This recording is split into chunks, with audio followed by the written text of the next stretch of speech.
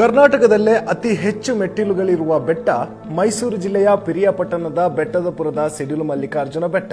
ಸದಾ ಹಚ್ಚ ಹಸಿರಿನಿಂದ ಕೂಡಿರುವ ಈ ಬೆಟ್ಟ ಏರುವುದು ಸುಲಭದ ಮಾತಲ್ಲ. 3650 ಮೆಟ್ಟಿಲುಗಳು ಇರುವ ಈ ಬೆಟ್ಟಕ್ಕೆ ಮೆಟ್ಟಿಲುಗಳನ್ನು ಚೆನ್ನಾಗಿ ಜೋಡಿಸಿದ್ದಾರೆ. ಆದರೂ ಏರಿ ಇಳಿಯುವುದು ಸುಸ್ತು ಹಾಗೂ ಕಾಲಿಗೆ ಆಯಾಸ ತಂದುಕೊಡುತ್ತೆ.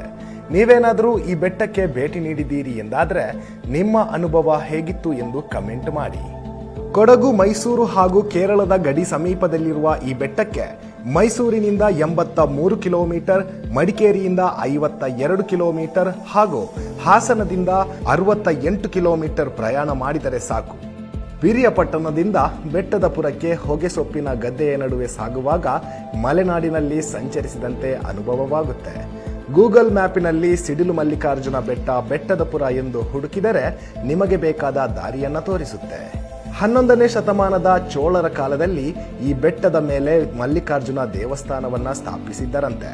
ಆಗ ಪೆರಿಯದೊರೆ ಎಂಬಾತ ಇಲ್ಲಿನ ಪಾಳೆಗಾರನಾಗಿದ್ದ.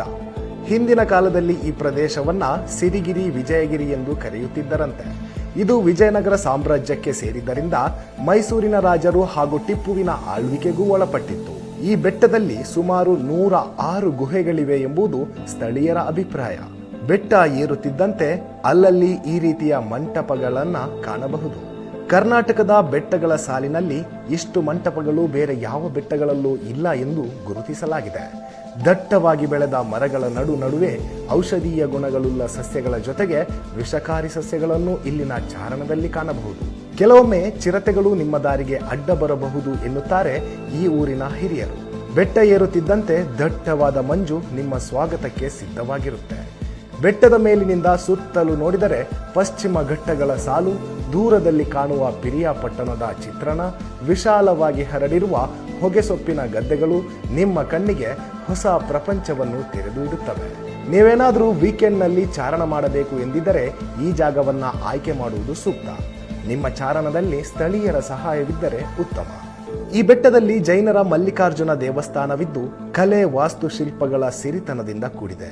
ಮುಂಗಾರುವಿನ ಸಮಯದಲ್ಲಿ ಕರ್ನಾಟಕದಲ್ಲಿ ಮೊದಲ ಸಿಡಿಲು ಇದೇ ಬೆಟ್ಟಕ್ಕೆ ಬಡಿಯುತ್ತೆ ಎಂಬ ನಂಬಿಕೆ ಜನರಲ್ಲಿ ಇದೆ. ಹಾಗಾಗಿ ಈ ಬೆಟ್ಟಕ್ಕೆ ಸಿಡಿಲು ಮಲ್ಲಿಕಾರ್ಜುನ ಬೆಟ್ಟ ಎಂಬ ಹೆಸರು ಬಂದಿದೆಯಂತೆ.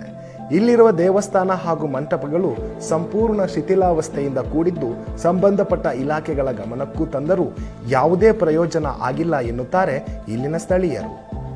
ಬೆಟ್ಟ ಆರ್ಕಿಯಾಲಜಿ ಇಲಾಖೆಗೆ ಸೇರಿದರೆ ಬೆಟ್ಟದ ಮೇಲಿನ ದೇವಸ್ಥಾನ ಧಾರ್ಮಿಕ ದತ್ತಿ ಇಲಾಖೆಗೆ ಸೇರಿದೆ. ಇಲ್ಲಿಗೆ ಬರುವಂತಹ ಚಾರಣಿಗರಿಗೆ ಶೌಚಾಲಯ, ಕುಡಿಯುವ ನೀರು ಹಾಗೂ ಇತರೆ ಮೂಲಭೂತ ವ್ಯವಸ್ಥೆಯನ್ನ ಕಲ್ಪಿಸಿಲ್ಲ. ಇಲ್ಲಿಗೆ ಬರುವಂತಹ ಕೆಲವು ಪ್ರವಾಸಿಗರು ಪ್ರಕೃತಿಯ ವಿರುದ್ಧ ಸವಾರಿ ಮಾಡುವುದು ಬಿಟ್ಟಿಲ್ಲ ಎಂಬುದಕ್ಕೆ ಇಲ್ಲಿ ಬಿದ್ದಿರುವಂತಹ ಪ್ಲಾಸ್ಟಿಕ್ ಬಾಟಲಿಗಳೇ ಸಾಕ್ಷಿ. ಸರ್ಕಾರದ ನಿರ್ಲಕ್ಷ್ಯದಿಂದಾಗಿ ಇದೊಂದು ಪ್ರಸಿದ್ಧ ಪ್ರವಾಸಿ ತಾಣವಾಗುವುದರಲ್ಲಿ ವಿಫಲವಾಗಿದೆ.